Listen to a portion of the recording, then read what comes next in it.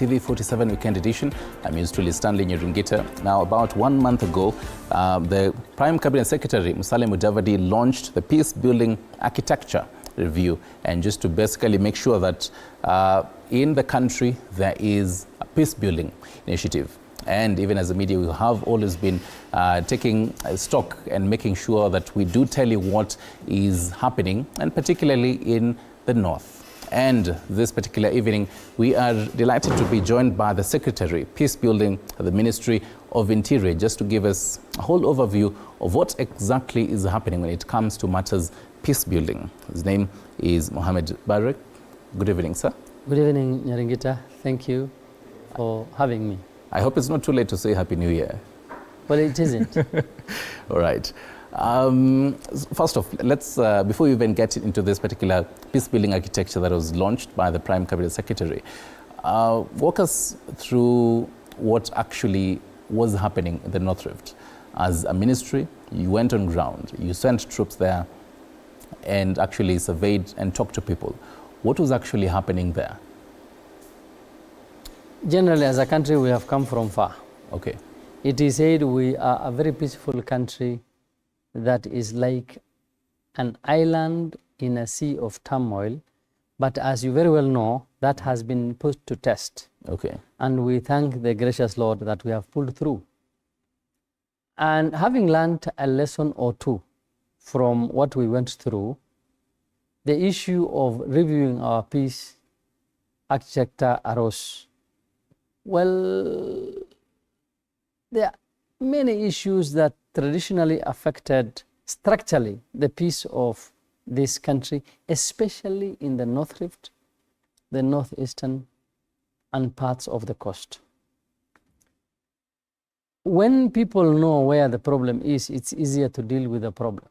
Yes. As you have said, the government has done the rightful thing of pacifying by using the coercive arms of the state.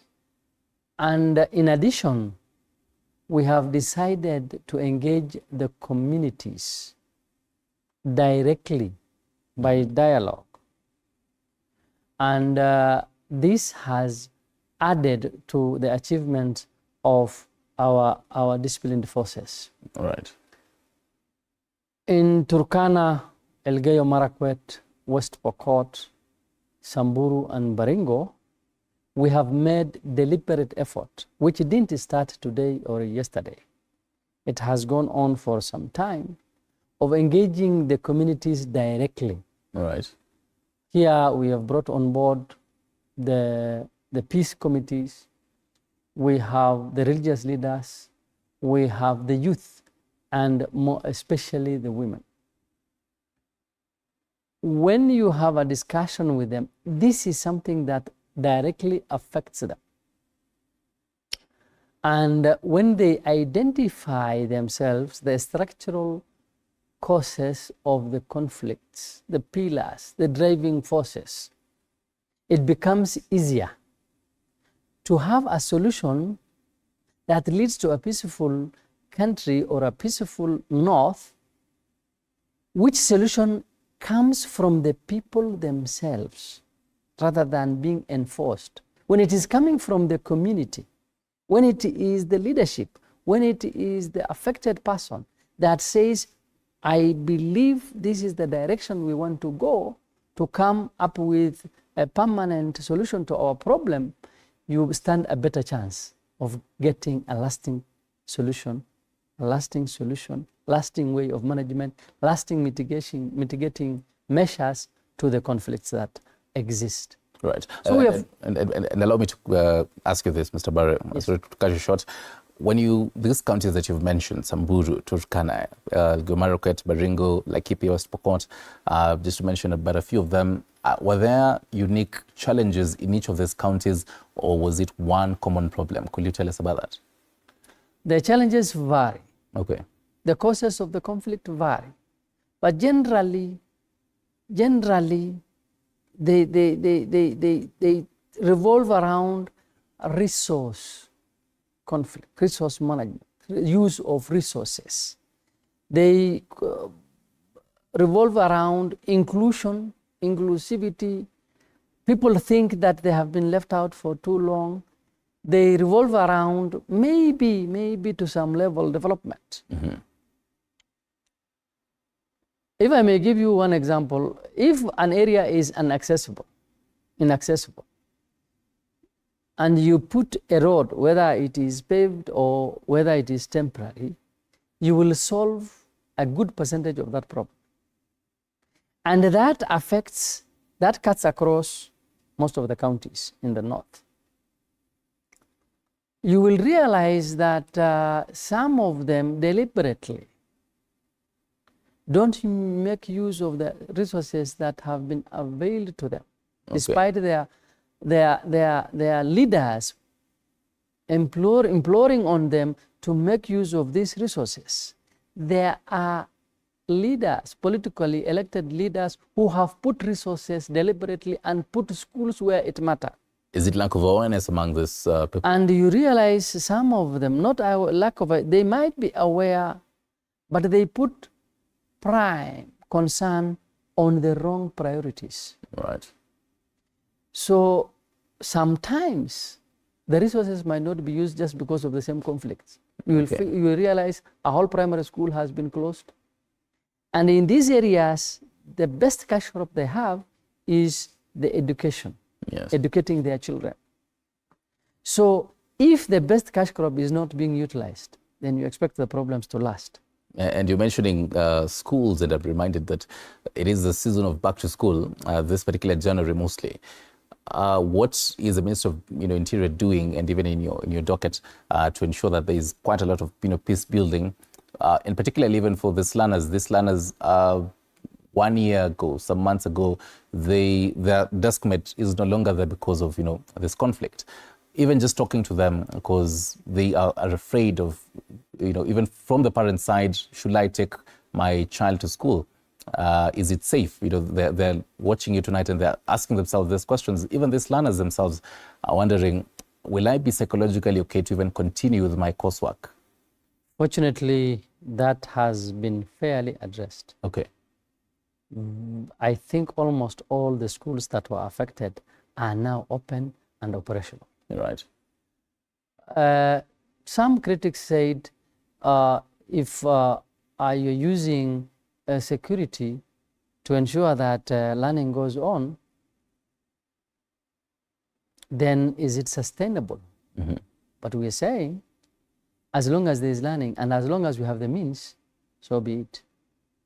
We shall continue to ensure learners go to school. We shall continue to ensure that teachers can teach. We shall continue to ensure that schools are open by all the means available to the government. Right. As I told you earlier, resources is a very big challenge. Yes. The belief that the more cows or the more cattle you have, the richer you are, is being overtaken by modern realities. Okay. Our populations have increased. So that implies that the land for keeping these large herds of animals is shrinking by the day. So what we are trying to teach them, what we are trying to enforce, what we are trying to implore upon them again is to ensure that they go modern. There's no need of having 100 cows that can hardly give you 20 liters when you can afford to have 2 animals that give you a minimum of 40 liters per day. Right. The setup, the environmental, the climatic conditions, the ecological zones that some of these conflict-prone areas has the same climatic zones, conditions like the places where we have a lot of milk being produced. This reflected in among the 34 recommendations in the peace building architecture? Yes, so what we are doing now, we're already doing that, is first changing the mindset of these farmers of ours, mindset. And we are planning, or some of them have already been done, with our partners to ensure that they see for themselves where these highly producing animals are, the conditions in which they are, Is it available back at home? If it is, then we'll try and change their mindset and ensure that they go into modern dairy animal keeping, modern farming, that is more economical for them, that is more peaceful for them than what we are now. Right. There are many areas in Elgeyo Marakwet where you can produce great quantities of milk. There are many, sometimes you don't even need a cool weather to ensure that you produce that large quantity of milk, if that is the target. There is value addition. If you go to a place like Elgeyo Marakwet, you will realize that some areas they grow a lot of mangoes.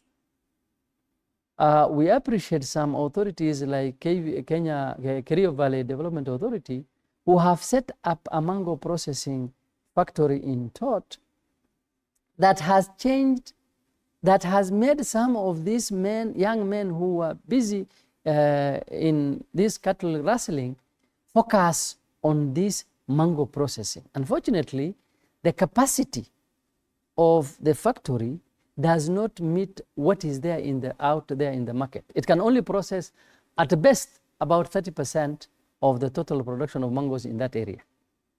If we can increase that capacity, if we can set up many other similar value adding or processing factories, we shall rein in a lot of insecurity, because those involved in the security will be busy in this legal setup. Right. of earning livelihoods, right, that are acceptable, that is peaceful, that will change their lives, that will allow them to go to school. Because the million-dollar question we always ask is, for how long shall we continue having guns that are illegal? For how long shall we find pleasure in killing our brothers, in stealing their livestock? It cannot continue for life. Something else that also crops up is the displacement of families. And I appreciate the fact that you talk about one of the groups of societies that you talk to are the women, because now this is a group that, left behind, the women as well as the children. And during any of this banditry and cattle rustling, there are families that are displaced, and they have to every single time, set up shelters each and every single time. As a ministry, what is the process of making sure that they have now a stable home? Are they able to go back to where they call their ancestral home? The need to involve women in peace and security has been identified at the highest level internationally by the UN. And there is a resolution to that effect. So we, without necessarily even looking at that international resolution, when a wife, a sister, tells the brother or the husband that don't do A, B, C, D, he is likely to listen. Okay. He is likely to listen better than any other person, especially his male relatives. So women have achieved a lot by containing these warriors. They have achieved a lot by talking out of their missions, these young boys that are engaged in these activities. Right. Yeah, continue. It is not easy to say that you have totally eradicated, but we are also trying to change the mindset and the culture. They are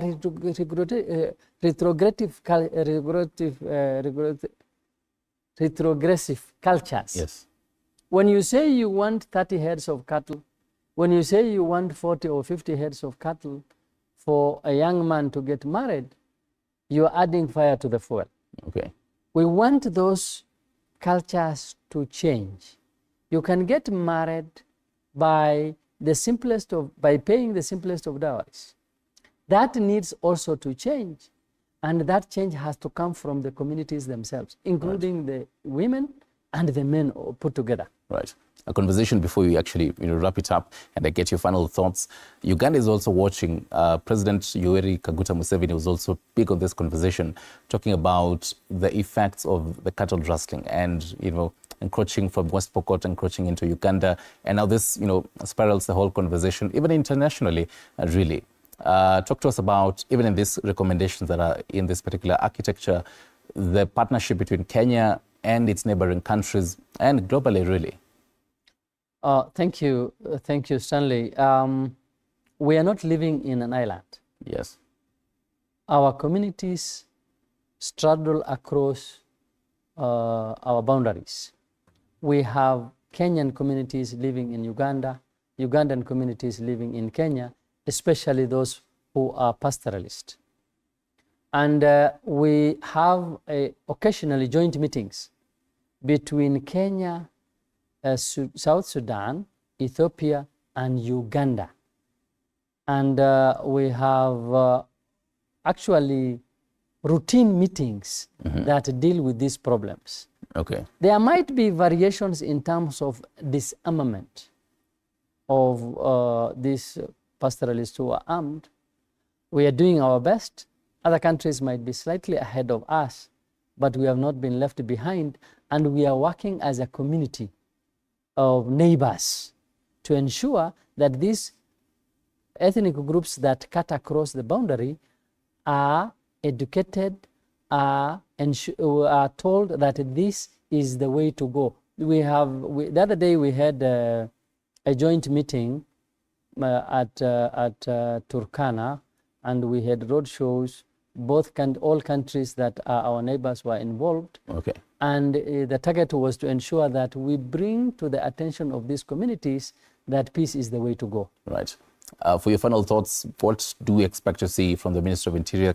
Some kind of activities. I know you've mentioned about a few, but just to reiterate on them, for 2025, really. We want to ensure that we involve the youth through sports. I must thank our PS that he has initiated this effort of bringing the youth of different counties that are deemed or seen to be hostile through sporting activities, especially football. In Kisumu, Kericho, Kisii, we had recently a function sponsored by the ministry through the PS that is meant to bring these people together who ideally don't see eye to eye. Okay. Through their youth.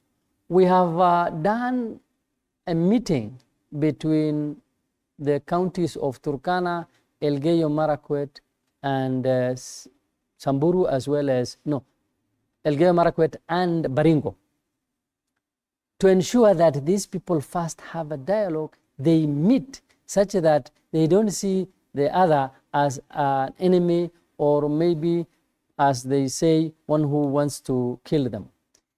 We are in the process of ensuring that our young boys and girls in school, both in secondary and primary, are brought to the fact that conflicts don't contribute to anything in their life. Right. We want to engage them, if possible, in practicing mediation to solve problems. We have focused on the peace committees at each and every sub-county, not at the county, right, to ensure that they are able to address issues as they arise. Okay. We have set up early warning systems where, in the event that you see things that don't add up, you have a hotline to report to. I was actually about to ask you that one. Yes, we have a hotline where they report to. And in this area, we have many partners. We have many organizations that are dealing, and NCIC is one of them, to ensure that we get early warning, process the information, pass it to the relevant actors. Right. Is it one hotline, even as we wrap it up? Is it one hotline across the country or different? We have many. We have 2 or 3. And ours is 108, and we have another one for NCIC. And there are many mechanisms that, apart from the official system that runs from the minister to the village elder, we also have the civil society that is engaging in this. We have partners that are engaged in this. So the sources of information, in the event that there's anything that worries or will affect conflict, will affect peace and tranquility, are many. Right. And we are making use of them. Thank you very much for your time, for your valid opinion here. We definitely don't take that for granted. Secretary Peace Building, the Ministry of Interior, Mohamed Barre, once more, thank you very much. Thank you as well for staying tuned from 9 p.m. until now. Constitution of the day, talk about matters TikTok, even on this one, just to sample one. Someone says, to regulate TikTok in Kenya, it's easy. Let the president increased TikTok bundles by taxing 90%. That way, only responsible TikTokers will manage. Jokers will be kaput. To every one of you who talk to us on our social media platforms, thank you very much. The inauguration of President-elect Donald Trump happening tomorrow. We'll be keeping tabs for that just for you. I'm yours truly, Stanley Nyeringita. Catherine Smaloi has been on the Sun Language docket. Goodbye for now. Have yourself a wonderful day.